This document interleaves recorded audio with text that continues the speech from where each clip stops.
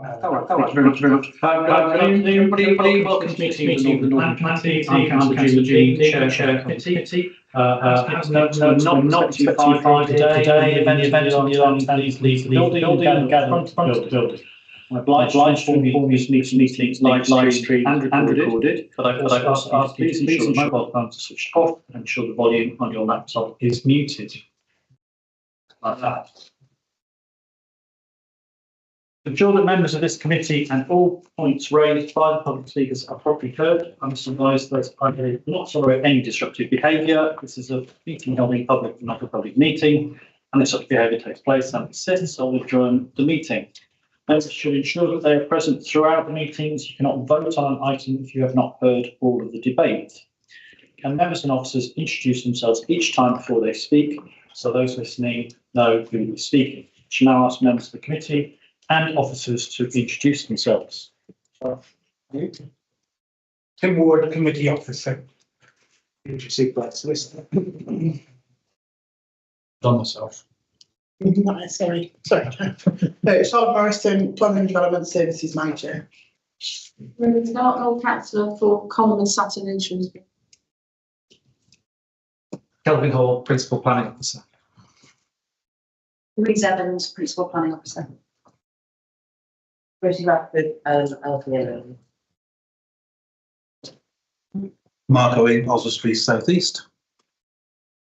Gary Rhodes, when rural. And I'm afraid more Britain. Carl Rowley, Clarkson Division, North Shropshire. Gregory Oates, Woodchurch South. Andy Davis, St Oswald. Just in time. Got to introduce them. Yes. Ed Potter, Councillor for those. Very much. Do we have any apologies for absence? No apologies received. Thank you. We only so item 3, public questions. There are no public questions. Item 4, disclosable opinion interests. Are there any disclosable opinion interests? No, thank you very much. I beg your pardon. It's item 2.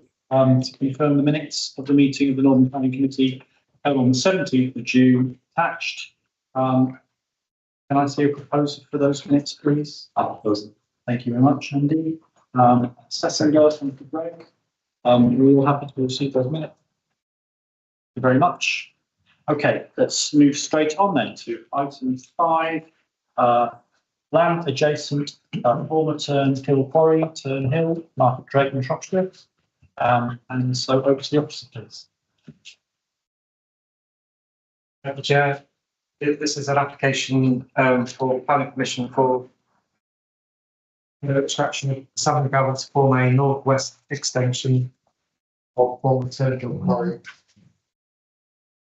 with painting restoration using imported inert material to reinstate to agricultural land after operations with solar developments and site management, access and associated infrastructure.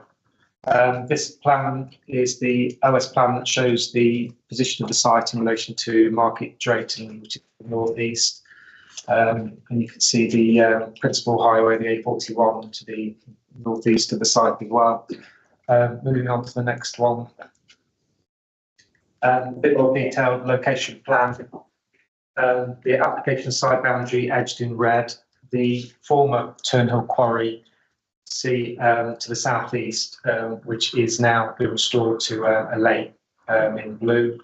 There's the A41 A road to the northeast in red. The Turnhill Airfield to the northwest, and then immediately to the south of the site is a young offenders institution. Nearest residential dwellings are individual properties to the north between the Warren Road, which is the yellow highway running to the west, and the A41. Access will be gained from Warren Road, which is the yellow road between the site and the Turnhill Airfield. Next one, please. Just running through the main phasing plans. as the report points out, it's a phased extraction over 10 phases, with restoration following each phase of extraction. You can see the position of the proposed access into the site to the west.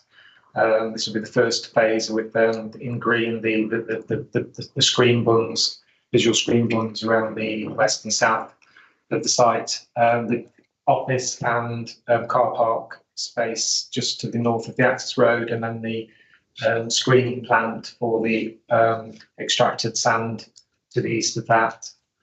Main constraint on the site is an existing tree within the field, which you can see just the green pixel in the centre of the plan there. I'm just running through these phased plans in sequence to see how the site will be developed and progressed. So this is the next one, which is the phases 2 and 3, and you can see that once phases 2 and 3 have started, the phase 1 will be backfilled. Moving on through these, you can see the phased restoration. Moving on again, at this point of the site, which is phase 5, you see 2 phases 4 and 5 have opened up. Phase 3 is in the process of being restored, and phase 1 and 2 have been restored back to agricultural land through the importation of inert materials. And you can see the first phase of a solar farm as well at that corner of the site. Moving on again, and again, and again. And then coming back, phasing coming back on itself back to the western side of the site, with the second phase of the solar farm having been constructed as well. Again.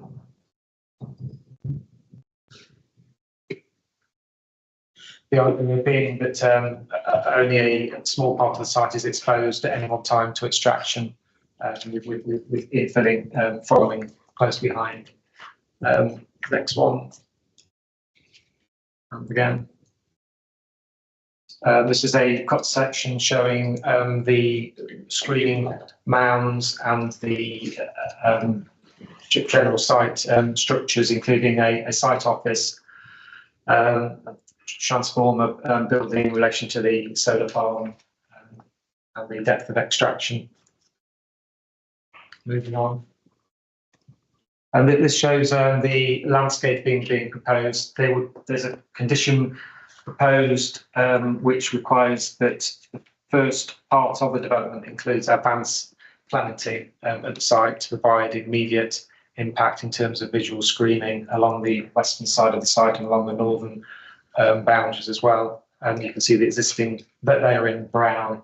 You can see the existing screen vegetation as well in green to the north and to the south. And moving on again. And again. And then this is the final restoration plan. You can see the land is being restored to similar to existing ground levels, with a slight gradient on the site of 2 metres, approximately 2 metres between the lowest and the highest part of the site, with the vegetation planting being retained and the solar farm being retained as well. So the timescale for the whole quarry and restoration and infilling will be about 18 years, and then the solar farm will be retained for 30-year lifespan. Just moving on to some photos. This is the existing site, which is the agricultural field. This is taken from the northwest corner of the site, looking towards the Young Offenders Institution. Next one. This is looking from the southwest to the northeast corner, and you can see just on the right-hand side there the individual nearest residential properties to the north of the sites. And then the next one, looking again from the southwest towards the Young Offenders Institution. And then the next one is the existing, this is Warren Road, from which access will be formed, and you can see there's a footway on one side of the road, and the access will be formed through the existing hedgerow.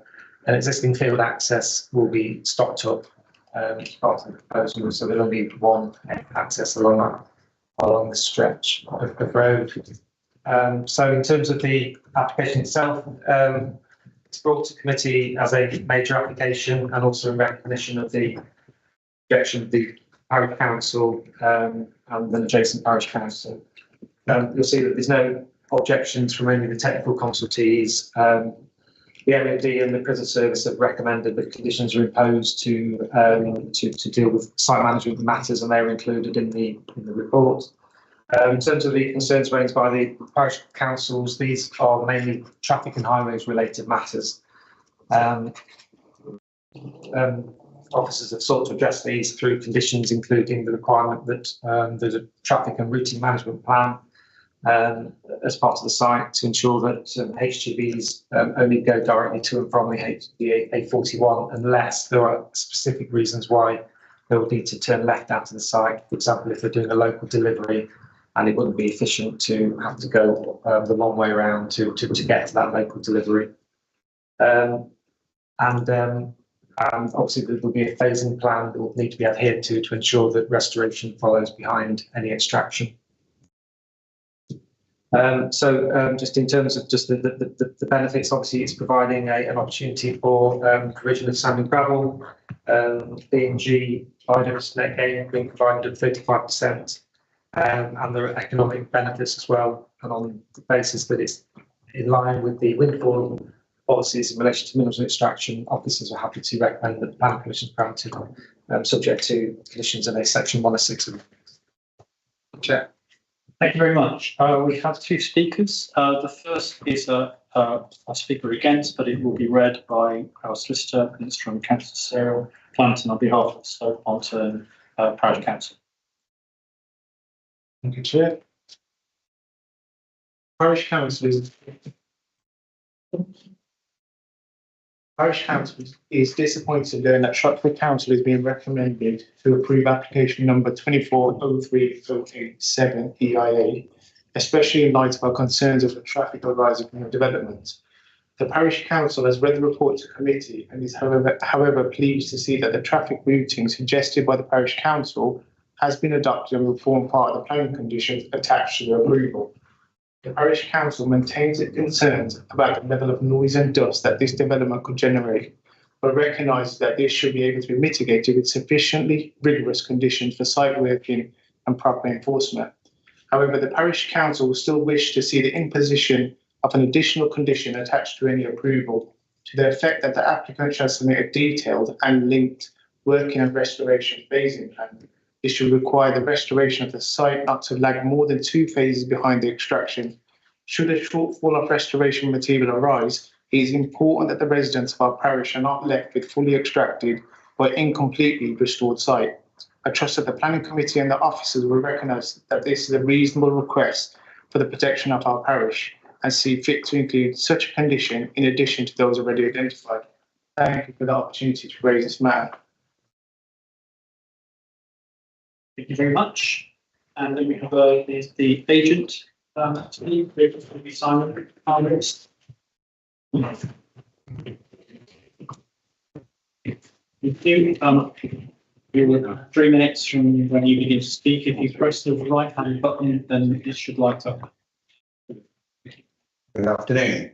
There is an increasing pressure on Shropshire's mineral resources, some of which serve the West Midlands conurbation. This proposal will provide much needed minerals for a range of construction uses, including for the North Shropshire market, as well as to create 5 full-time and 6 part-time jobs for the area. The applicant seeks permission to extract sand from the site at around 300 tonnes per working day, the equivalent to an average of less than 2 lorry loads per hour. The site will be worked over 10 separate phases, each lasting approximately 1.5 years, with the applicant intending that there will be no more than 3 phases open at any one time. Once the mineral has been extracted from each phase, it will undergo restoration using imported fill materials to allow the land to be recovered back to agricultural use at approximately current ground levels. A range of specialist surveys have been conducted, including in relation to air quality, noise, landscape, hydrology, ecology, and traffic, with reports prepared to assess the likely impacts of the proposed development. These demonstrate that the proposal would not have a significant adverse impact on the local environment, residents, or businesses. The reports recommend mitigation measures that have been incorporated into the quarry's design, most of which are typical of those employed at other mineral sites. One notable exception is the retention of a solitary but significant sycamore tree located some distance from the boundary of the site. While its retention results in the sterilisation of some mineral, the applicant has chosen not only to retain it, but also to employ bespoke measures to ensure its survival throughout the development. Another example is the applicant's agreement to reduce working hours on Saturdays as requested by the Ministry of Justice, who run the adjacent Stoke Heath prison. The proposed plant will be situated next to a new access off Warren Road and set at a lower elevation than the surrounding area that, along with the use of grass covered overbuns and enhanced hedgerows, will help minimise its presence on the landscape. HGV traffic will generally be required to turn right when exiting the quarry. Restoration of the early phases will include the installation of solar panels used to power the site, including an electric plant which is both quieter and more sustainable than their fossil fueled equivalents. The array will also be able to supply renewable energy to local users, as well as beyond the quarry's expected lifespan. In summary, the proposed development has been designed to mitigate impacts in line with specialist reports and best practice. With measures including solar development, it should prove to be an exemplar of sustainability compared with similar, albeit more traditional, mineral developments in the county. Thank you for your time. Thank you very much. Any officer comments with regard to those speaker contributions? No? Committee. Any comments or questions from the committee? Yes, Councillor Grove. Councillor Grove. Working hours. You said there was a reduction in working hours on a Saturday, but Monday to Friday. Sorry, I can hardly hear you. Sorry. Working hours Monday to Friday. You said there was a reduction on Saturday. What are the working hours on Monday to Friday? The proposed condition states that Monday to Friday would be 7 in the morning till 6 in the evening, with no operations on Sundays or bank holidays. Okay, thank you. Any other member questions? Yes. So I'm in the wrong place. Yeah, thank you. Yeah, I'm pleased to see the parish council's concerns about traffic have been acknowledged in part, but I am concerned as to why it wouldn't be a condition to reduce the road speed from the national limit 60 to 40 on the sort of stretch that it involves the new junction. And, we've got collision history there. So that's an argument for it, and that exists currently without that entrance exit to the quarry, which will obviously increase the traffic there. So I'd like to see it would be reasonable to expect us to support the parish council on that. Thank you. Any response from the officer on that one? The parish council's comments are acknowledged. It's a short distance from the proposed site access on Warren Road to the A41, with, as the agent has said, about 2 vehicles per hour on average. And it wasn't considered that that level of traffic will be sufficient to warrant a road restriction being put in place. It's not an urbanising type of development which would warrant that kind of level of response. Thank you. Any other members? Yes. I'm content with this, and if we're whenever you're ready, I'll happily move the recommendations and move to officers for approval. Thank you. I should have just said, if members introduce themselves, please, when they speak. So just one comment from me. So I would assume, I take Councillor Dartmout's point, but I would assume that an adjustment to the local speed limit would not be the planning issue. It would be something that could be pursued separately. Perhaps the parish council might wish to do that. Yes, thank you, Chair. It could be reviewed separately, and I know that there are discussions and the parish council is having dialogue with different bodies about road safety issues. Generally, in the area, in any event, there was the collisions that have taken place related to the A41 and the Warren Road junction, and then there was also one at the junction of the Independence Institution and Warren Road as well. So I would expect that those discussions will be ongoing, and if there was felt to be a need for any changes to highways management matters, then they can certainly be dealt with separately. Thank you. So over to you, Councillor Cotter, you're proposing? Recommend approval, subject to delegated to officers. Do we have a seconder? Thank you very much. Councillor Grove, second. Thank you. I've been advised that I check whether it's unanimous first of all. If it's not unanimous, then I will be doing a roll call. But can I just check that that's no pressure, by the way? Roll call is fine.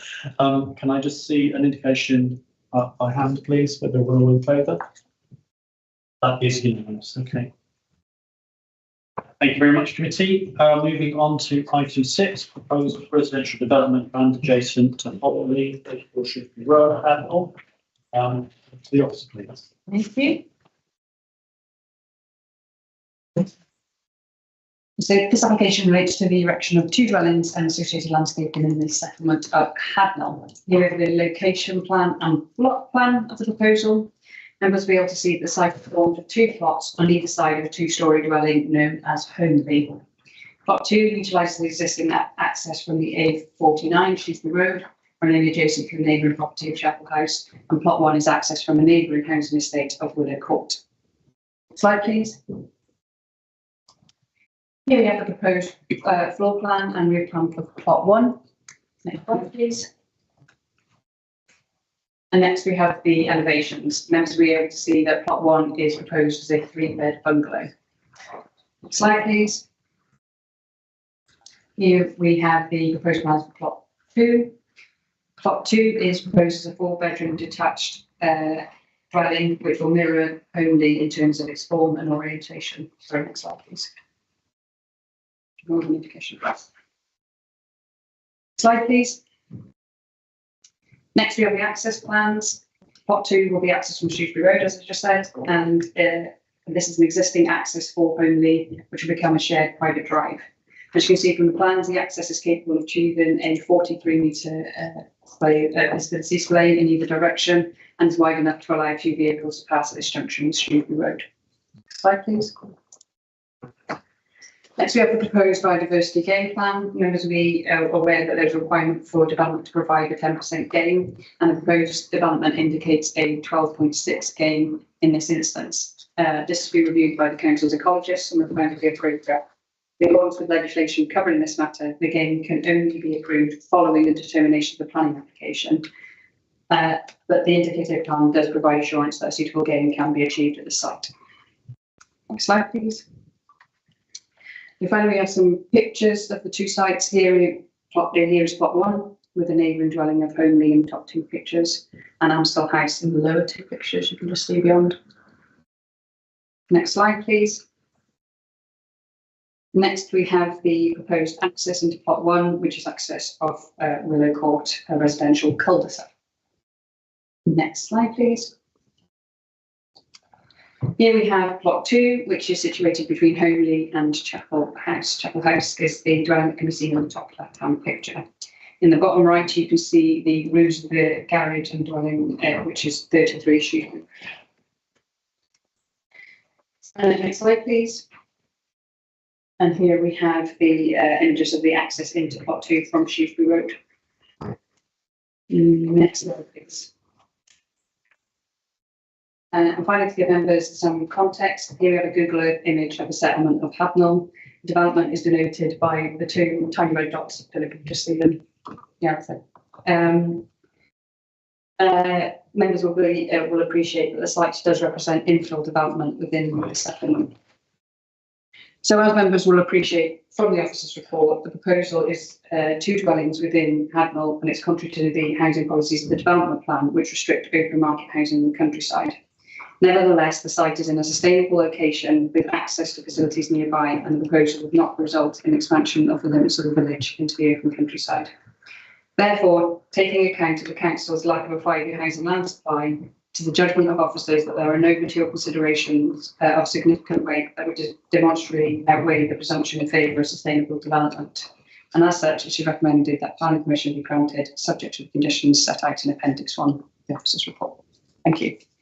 Thank you very much. We have 2 speakers. The first speaker against is Councillor Laura Tarburton on behalf of Hadnall Parish Council.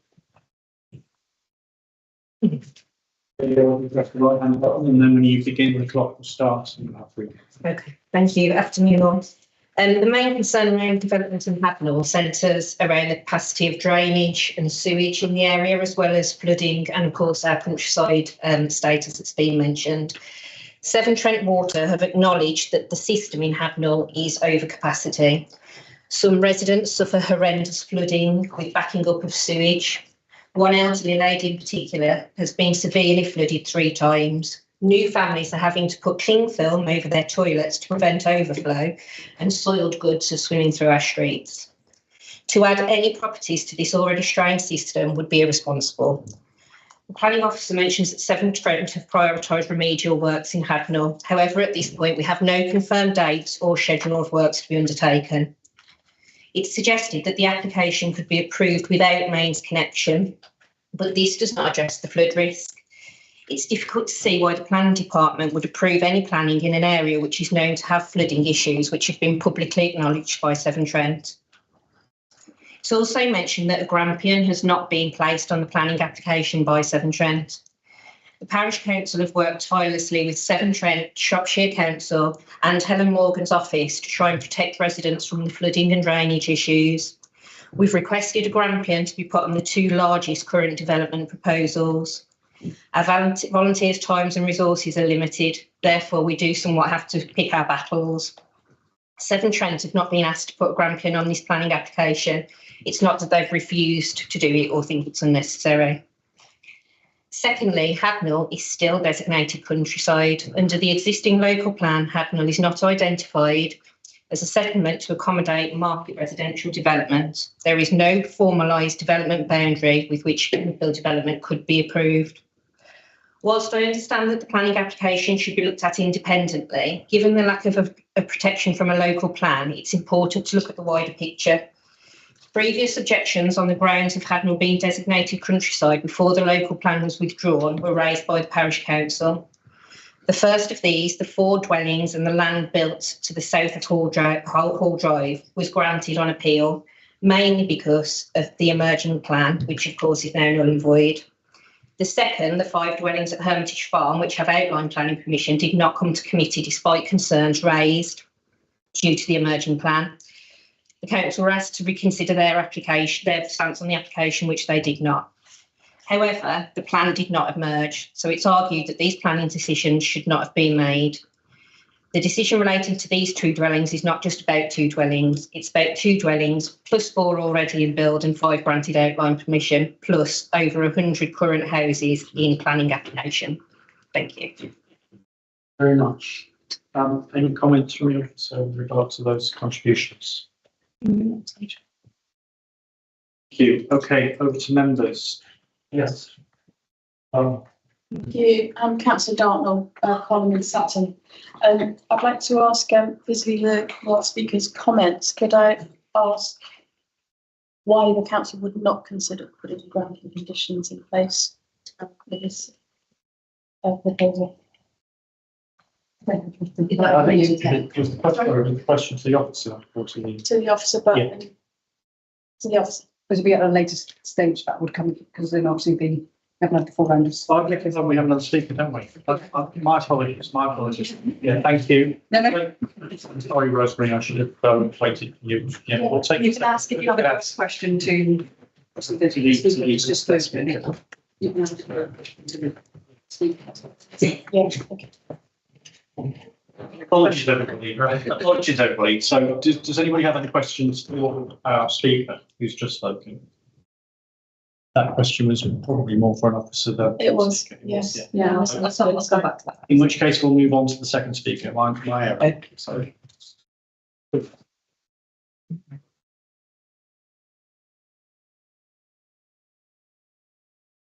Once again, 3 minutes from once you press the button on stars. This button here, That's it. Okay, hi, I'm Dave Humphries, I'm the agent for this application. I don't need to go through the kind of the application, I think that's been explained previously, which is great.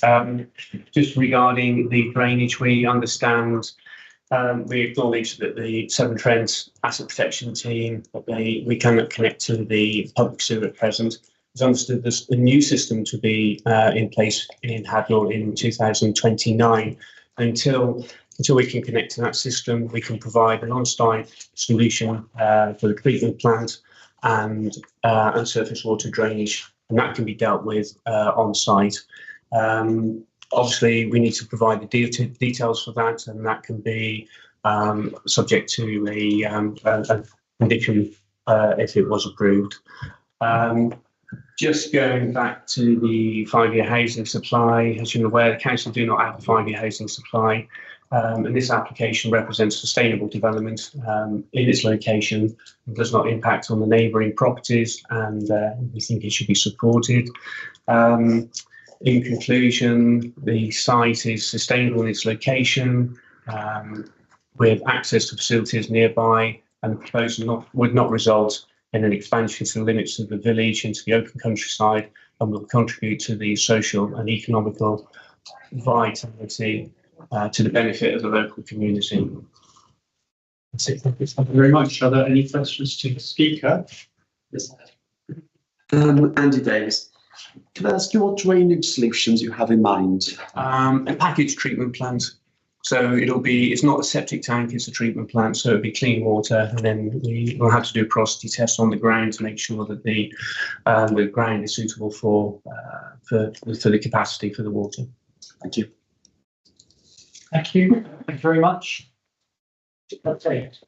So over to the committee, and Rosemary's already asked the questions. Perhaps we should deal with that one first. Yeah, do we just obviously go back through that one? Yeah, you want me to repeat? Yes. Okay, so it was just to ask why we wouldn't impose Grampian conditions on such a site, given the circumstances. So condition 4 is a negatively worded condition. So exactly what a Grampian condition is, and in this instance, it's slightly different from some of the wording that's been suggested for larger schemes within Hadley. But it does still have that exact same function. So condition 4 is that no development shall take place until the scheme of foul drainage and surface water drainage has been submitted to and approved in writing by the local planning authority. And secondly, that the approved scheme shall be fully implemented before the development is occupied. So essentially, until a suitable, solution it does come forward, that site can't be occupied. So it does have that exact, an equivalent function there. Okay, thank you. It's probably also worth noting that the Severn Trent recommendation was that no work should commence until after 2029, but a standard planning permission has a 3-year commencement period. So they would have had to have started work by 2028, which is before Severn Trent is saying they could start. So it wouldn't be particularly worthwhile anyway, the condition that Severn Trent may be trying to impose on larger schemes. I mean, coming back to that, if the risk is with the developer, if you see what I mean. They said if they want to start, they require that connection, obviously with Severn Trent, and they wanted to start. As I said, the condition allows for them to obviously start, it doesn't allow them to occupy, but that is quite standard practice really, that you would allow them to commence that development, but not to be occupied until that time. So as I said, the condition is a reverse condition that would enable that to happen. But ultimately, as I said, that start would be at the developer's risk if they didn't know that they could obviously have that connection in the future. So the risk is with them and not with us as a local authority. Just before we continue, can I just get a steer from members? given that this is a relatively new committee, would you like an officer to explain what granting conditions are? Yes, Yes, please. I think that would be helpful. Can I ask somebody to just, in general, outline what we mean by granting conditions? Yeah. Test. Thanks, Chair. So a granting condition is one which is negatively worded that prevents a development from proceeding until an action's happened. So in this case, it'd be, you can't start until the drainage is really sorted out. It often has involved land that's outside of the control or ownership of the applicant, so it almost applies to third-party land. That's pretty much the long and short of the granting condition. Is that a reasonable explanation? Thanks, Chair. Thank you very much. Councillor Groves. Sorry, I just need to seek clarification just on the comments you made then on what the developer was saying. So if they decide to start work and can, with another condition, do on-site drainage and things like that, they would be able to then have occupancy. Yeah, so I think, I imagine in this situation, as I said, there's probably likely to be, for the developer's benefit, an interim solution whereby they might provide something on site. Both that and the final, whatever the final resolution is there, will be controlled by that condition. When that scheme that comes in will need to detail both that whatever they are proposing as an interim measure is acceptable, or as I said, obviously if that can't come about and they are just waiting for connection to mains, then as I said, that's what that scheme will detail. But yeah, that condition captures all of that, but both those elements that would need to occur before they could occupy the property. Thank you. Councillor Potter. Just for clarity, I think mention was made of the current local plan. Obviously, I think in February of this year, didn't Cabinet approve material consideration be given to sites emerging, taken forward in the emerging local plan?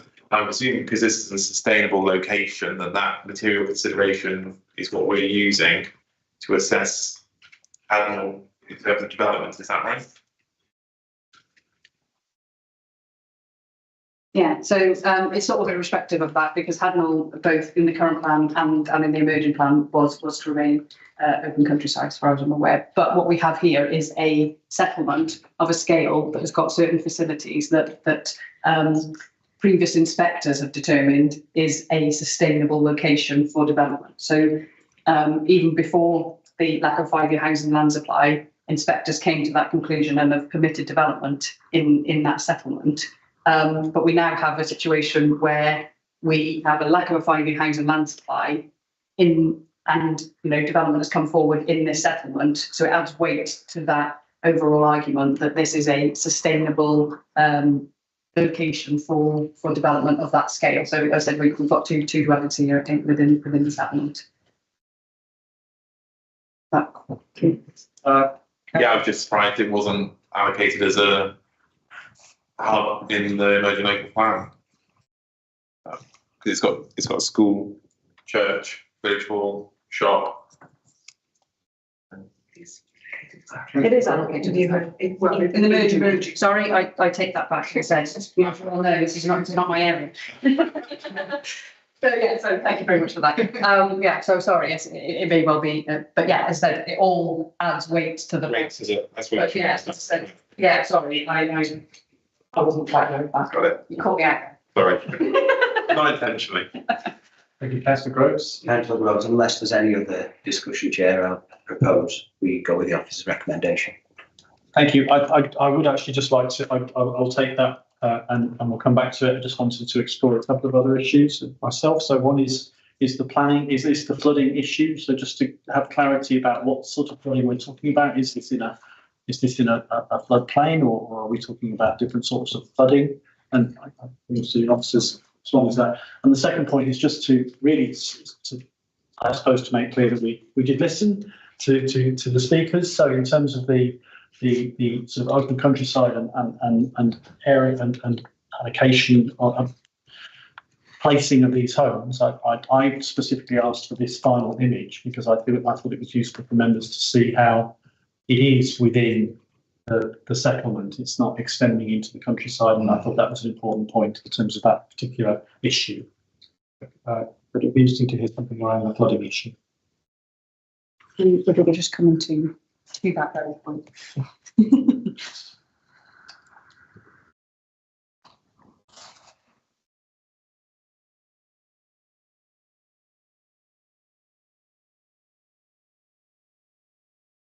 So there's no indication that it is within a floodplain. As I said, obviously there would be different considerations if there were like unusual, it would be addressed. So I don't believe that it's within flood zone 2 or 3. In terms of surface water flooding, again, I don't know whether you want to have it on the map.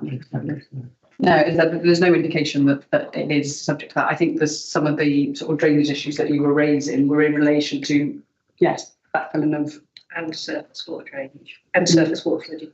Yeah, but ultimately, as I said, obviously the officers are satisfied that there is sufficient space within the site to manage that. As I said, that there is a drainage condition as we've seen, and we'll be expecting the site to have green food runoff rate. So as I said, it won't exacerbate flooding elsewhere, but it is a matter that will come in a later submission through the discharge of conditions application.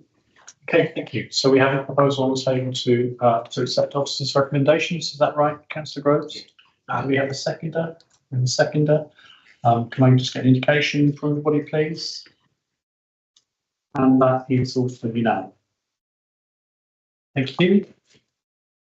Moving on to item 7, residential shopping centre, Pride Hill, Fridgley, Shropshire. Obviously, officers.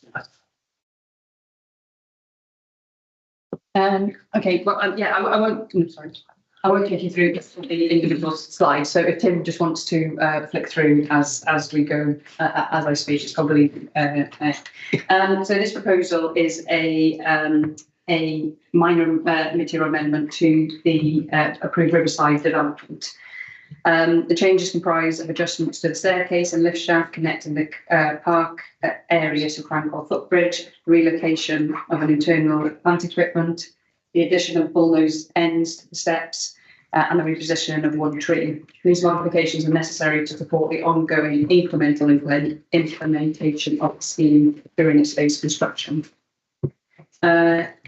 The application indicates that the plans are submitted with this non-material amendment application provide for information purposes only and are not intended to replace any approved plans from the section 73 application that's already been approved.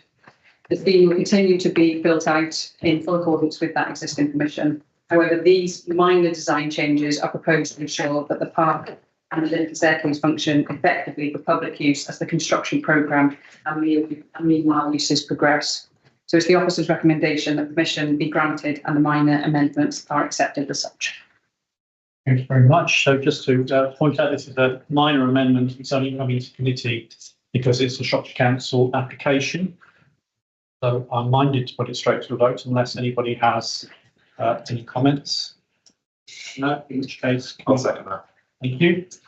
So can we go straight to a vote to accept this one? And that is also unanimous. Okay, thank you very much, committee. Well, moving on to item 8, appeals and appeal decisions. Charlotte, can I ask you to take us through these, please? So I'm not going to take through every single one. There's just a couple of quite important ones. Notably, the last